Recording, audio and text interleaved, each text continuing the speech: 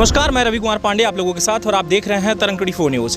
Update करवाऊंगा आज की बड़ी खबर से कि वार्ड क्रमांक 7 में पार्षद के चुनाव पर श्रीकांत पांडे जी जो कि हमारे प्रत्याशी यहां पर खड़े हैं और हम उनसे बात करेंगे कि वार्ड क्रमांक 7 पर जो प्रत्याशी हैं यहां पर 3 प्रत्याशी हैं। एक तो आप हैं और 2 कैंडिडेट और हैं जो कि एक कांग्रेस से हैं और आप बीजेपी से हैं और एक व्यक्ति और जो कि निर्दलीय प्रत्याशी खड़े हैं।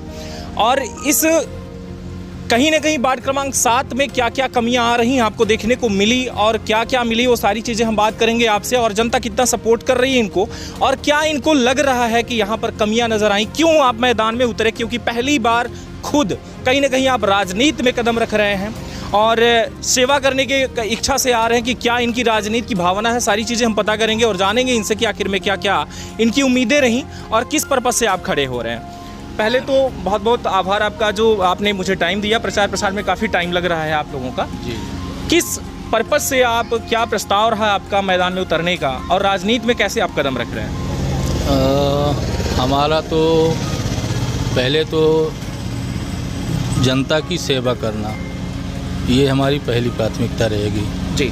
दूसरी प्राथमिकता है नालियाँ, रोड, स्ट्रीट लाइट, लोगों को जितना आवास आया है कुछ अधूरे पड़े हुए हैं उनको पूरा करना। अभी बहुत कुछ आवास नहीं आए हैं, उनको नए सिरे से आवास दिलवाना। माननीय शिवराज सिंह जी की जितनी योजनाएं हैं उनको संचालित रूप से चलाना, पिछड़े हुए व्यक्तियों को सामने लाना, यही मेरी प्राथमिकता रहेगी। एक तो बीजेपी की पहले से ही सरकार है और बीजेपी से आप फिर से उम्मीदवार हैं और बीजेपी की कहीं ना कहीं लोगों की एक उम्मीद रहती है कि हमें राशन भी मिलेगा और मकान भी मिलेगा, बहुत सारी चीज़ें होती हैं जो कि उम्मीद है।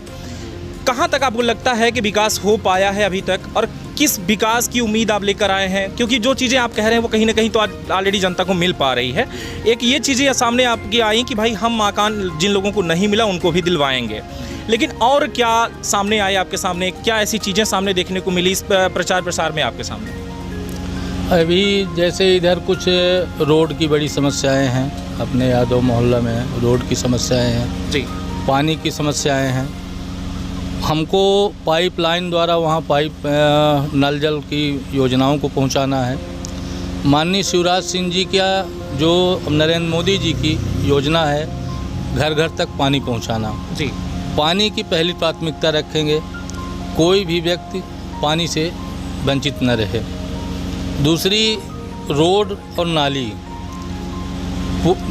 माने जहाँ जितनी भी कोई अधूरे में छूटे हुए हैं जी, कई ऐसे मोहल्ले हैं जहाँ रास्ता है ही नहीं, उसको पूरा करने में मैं पूरा प्रयास करूँगा। नरेंद्र मोदी जी की, माननीय शिवराज सिंह जी की जितनी भी योजनाएं हैं उसमें जैसे निराश्रित हैं, कई ऐसे निराश्रित में नाम काट दिए गए हैं। मेरा पहला प्रयास रहेगा कि सबका निराश्रित में नाम जोड़ा जाए। जितने कूपन में गल्ला है, गल्ला देने में यहाँ के कुछ धांधली कर लेते हैं, उसमें मेरा प्रयास रहेगा कि एक भी ऐसे ना हो कि जिनको गल्ला न मिले। जिनका कूपन नहीं बना है उनका कूपन बनवाएंगे जी और जनता की सेवा करेंगे, यही मेरा उद्देश्य है। अब बातें निकलकर सामने आई, कहते हैं कि जब तक हाथ न डालो गगरी में तब तक वहाँ से कुछ निकलने वाला नहीं है। आपने कहा कि सरकार की योजना तो आती है और कोटा जो उचित मूल्य की जो दुकान है वहाँ पर राशन भी आता है, लेकिन धांधलेबाजी हो जाती है और धांधलेबाजी के चलते नहीं मिल पाता। यहाँ तक कि रास्ते की भी बात सामने आई। हम आपसे बात करेंगे कि शिक्षा को लेकर के आपके क्या विचार हैं? शिक्षा में जो भी हमारे यहाँ गरीब असहाय बच्चे लोग हैं, माननीय शिवराज सिंह जी की योजना है बच्चों को पढ़ाना, बेटियों को पढ़ाना, बेटियों को बचाना। इसमें जितना भी प्रयास होगा पीछे से उठा के सामने लाना, ये सारी चीज़ें हैं जो कि शिवराज सिंह जी की और नरेंद्र मोदी जी की जितनी भी योजनाएं हैं उसमें मैं भरसक प्रयास करूंगा कि बच्चों को स्कूल भेजें, बच्चों को पढ़ाएं, बेटियों को पढ़ाएं, यही मेरा वो रहेगा देश जी। आपका उद्देश्य बीजेपी में ही आना क्यों था? आपने कांग्रेस ज्वाइन नहीं किया या फिर और कोई दल पार्टी नहीं, सिर्फ बीजेपी ही क्यों? माननीय नरेंद्र मोदी जी, माननीय शिवराज सिंह जी, इन सब लोगों के देखते हुए जितना ये लोग अच्छा काम कर रहे हैं उससे मैं प्रभावित होकर के मुझे लगा कि भाजपा में रहकर ही जन का सेवा कर पाऊंगा, बाकी दूसरी पार्टियों में ऐसा नहीं है। मैं उससे प्रभावित होकर के मैं भाजपा में ही कदम रखा। जनता आपको कितना सपोर्ट कर रही है? जनता मुझे बहुत सपोर्ट कर रही है। यहाँ जितने भी हरिजन, आदिवासी, पिछड़े वर्ग के लोग हैं, मुझे भरपूर सहयोग मिल रहा है, सामान्य लोगों का सहयोग मिल रहा है और काफ़ी सहयोग मिल रहा है। मतलब जनता आपके साथ है यहाँ की? जनता मेरे साथ। कितने वोटर हैं वार्ड क्रमांक के इस 7 में? 1500 लगभग वोट है। 1500 वोटर है और 3 कैंडिडेट। आप फिर भी लग रहा है आपको कि आप निकाल लेंगे? हाँ, चुनाव निकालेंगे। ऐसा आपको क्यों लगता है? ऐसा मुझे मैं 4 साल से कंटिन्यू सेवा कर रहा हूँ। मैं जनता के बीच में हमेशा रहा हूँ और जनता की सेवा किया हूँ और उसी उम्मीद के साथ में वार्ड नंबर 7 मधुरी से चुनाव लड़ा हूँ और मुझे पूरी उम्मीद है कि जनता मुझे भरपूर सहयोग देगी और मैं चुनाव निकालूंगा। यहाँ जनता के सामने 3 कैंडिडेट और सभी का कहना ये कि हम विकास करेंगे, लेकिन जनता किस पर विश्वास करे और क्यों करे? जनता ऐसा है कि मध्य प्रदेश में माननीय शिवराज सिंह जी की सरकार है, भाजपा की सरकार है। भाजपा का पार्षद बनेगा, भाजपा का अध्यक्ष बनेगा, तभी विकास हो पाएगा।